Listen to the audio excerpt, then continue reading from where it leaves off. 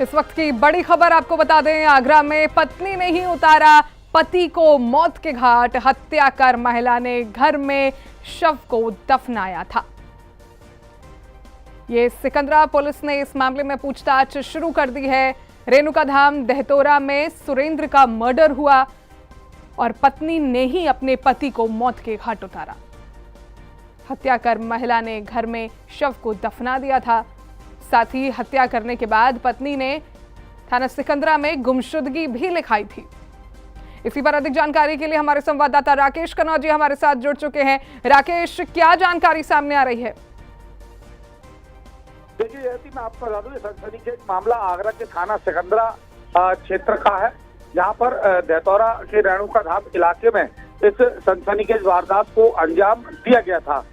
मैं आपको बता दूं कि 18 मई को जो सुरेंद्र नाम का व्यक्ति था वो लापता हुआ था, जो कि मूल रूप से भरतपुर का रहने वाला था। भरतपुर राजस्थान रंजीत नगर का रहने वाला था सुरेंद्र कुमार।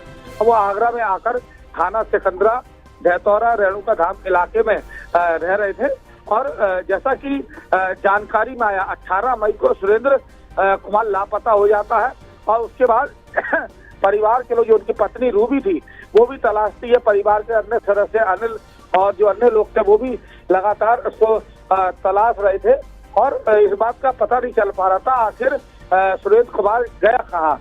सुरेंद्र कुमार का पता लगाने के लिए जो पत्नी थी रूबी, उसने थाना सिकंदरा में 26 मई को तहरीर दी थी गुमशुदगी की। थाना सिकंदरा में मुकदमा दर्ज कराया गया था गुमशुदगी में और उसके बाद से पुलिस भी इस बात का पता लगाने में जुटी थी कि आखिर सुरेंद्र कुमार शर्मा गया कहाँ। लगातार पता लगाया जा रहा था, लेकिन अचानक एक ऐसी इंक्वायरी आती है, उसके बाद कहीं ना कहीं शक बढ़ जाता है। और जो भाई अनिल था, अनिल को शक होता है। अनिल पुलिस को इस बात की जानकारी देता है कि ऐसा लगता है कि उसके भाई की हत्या कर दी गई है।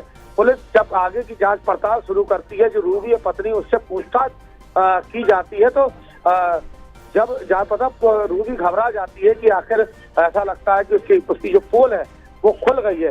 पुलिस पूछताछ करती है, तो जब इस बात का पता चलता है यदि कि सुरेंद्र कुमार की हत्या कर दी गई और हत्या करने के बाद शव को घर के बाथरूम में ही गाड़ दिया था।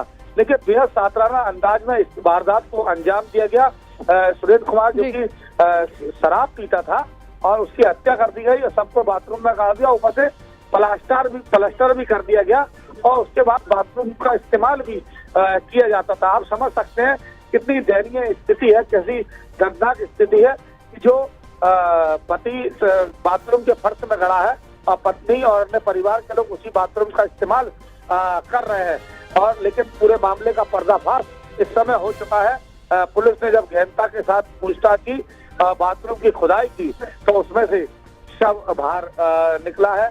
पूरा छत हालत में शव है और पुलिस ने सबको कब्जे में लिया है और पोस्टमार्टम के लिए भेज दिया है। पत्नी रूबी को गिरफ्तार कर लिया गया है। बिल्कुल राकेश, पत्नी को तो गिरफ्तार कर लिया गया है, लेकिन क्या इस तरीके की भी कोई जानकारी सामने आ रही है कि पत्नी की किसी ने मदद की हो, या फिर परिवार में अगर बात करें तो परिवार में और कौन कौन है? आज शादी को कितना वक्त हो चुका था?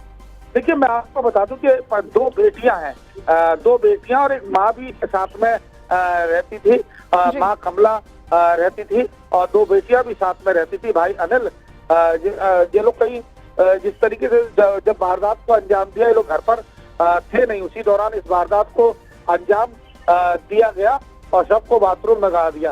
अब सवाल ये भी उठता है कि एक महिला किस तरीके से बाथरूम में गड्ढा खोदती है और उसके बाद, क्योंकि बाथरूम का फर्श कच्चा नहीं था, पक्का था, तो पक्के फर्श को खोदने में थोड़ा समय चाहिए होता है और उसके लिए गेटी, फावड़ा, सब्बल आदि सामान की जरूरत होती है। और ऐसा पूरे सुनियोजित तरीके से इस वारदात को अंजाम दिया और उसको गाड़ने के बाद जो उसमें फर्श तक कर दिया गया।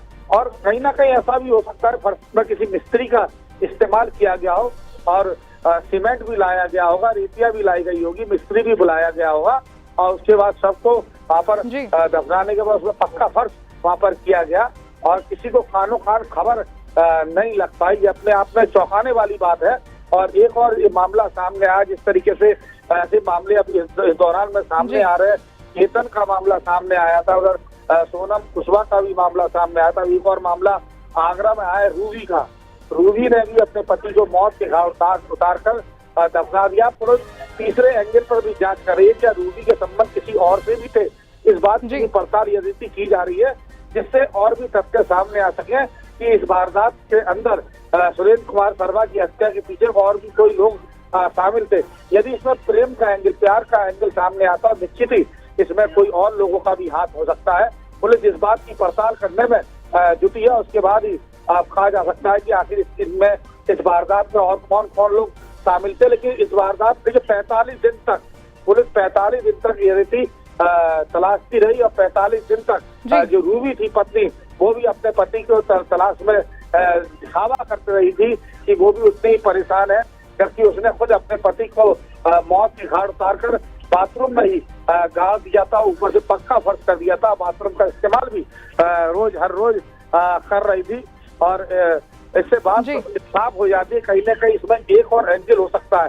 केवल इतना ही नहीं कहा सकता कि पति शराब पीता था, कोई काम धंधा नहीं करता था, मारपीट करता था, इतने पर ही मार देना और बात को छिपा कर रखना कहीं ना कहीं तमाम सारी बातों की तरफ इशारा करता है, और इसमें प्रेम का एंगल भी हो सकता है। इस बात की जांच पड़ताल पुलिस कर रही है। हालांकि कुछ सूत्रों के हवाले से इस बात की जानकारी मिली है कि इसमें तीसरा एंगल भी हो सकता है, कुछ और लोग भी इसके अंदर हो सकते हैं। अब इस बात की जांच पड़ताल के बाद ही पता चलेगा आखिर सुरेंद्र की हत्या के पीछे और लोग कौन शामिल है। फिलहाल पुलिस ने रूबी को हिरासत में ले लिया, रूबी से पूछताछ की जा रही है। सुरेंद्र कुमार के शव को पोस्टमार्टम के लिए भेज दिया, फॉरेंसिक टीम भी मौके पर पहुंची है और आगे की जांच पड़ताल की जा रही है। ये थी। बहुत बहुत धन्यवाद राकेश। आपको बता दें कि पहले सोनम रघुवंशी, फिर सिया और अब आगरा में रूबी शर्मा है, लेकिन अब आगरा की रूबी को तो पुलिस ने गिरफ्तार कर लिया है, साथ ही उससे पूछताछ भी की जा रही है। रूबी का आरोप था कि शराब पीकर पति मारपीट करता था, इसलिए मौत के घाट उतारा। यह रुकेंगे एक छोटे से ब्रेक के लिए।